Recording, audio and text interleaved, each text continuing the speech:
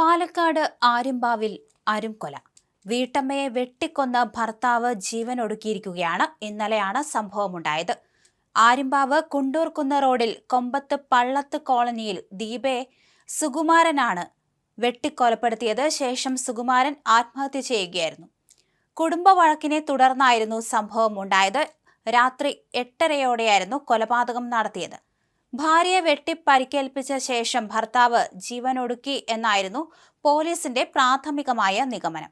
അതേസമയം സംഭവം നടക്കുമ്പോൾ ഇവരുടെ മകൾ വീട്ടിൽ ഉണ്ടായിരുന്നു. സുകുമാരന്റെ ആക്രമണത്തിൽ പരിക്കേറ്റ ദീപയെ നാട്ടുകാർ ചേർന്നാണ് ആശുപത്രിയിൽ എത്തിച്ചത്. എങ്കിലും ജീവൻ രക്ഷിക്കാൻ സാധിച്ചില്ല. വട്ടമ്പലം സ്വകാര്യ ആശുപത്രിയിൽ എത്തിക്കുകയായിരുന്നു ദീപയെ. അതേസമയം തന്നെ എന്താണ് യഥാർത്ഥ കാരണം എന്ന് പോലീസ് അന്വേഷിച്ചു വരികയാണ്. കുടുംബ വഴക്കാണ് പ്രശ്നത്തിന് കാരണമെന്ന് പറയപ്പെടുന്നുണ്ട്. എന്തായാലും കൂടുതൽ അന്വേഷണം വേണ്ടിവരുമെന്ന് പോലീസ് അറിയിക്കുകയും ചെയ്തു.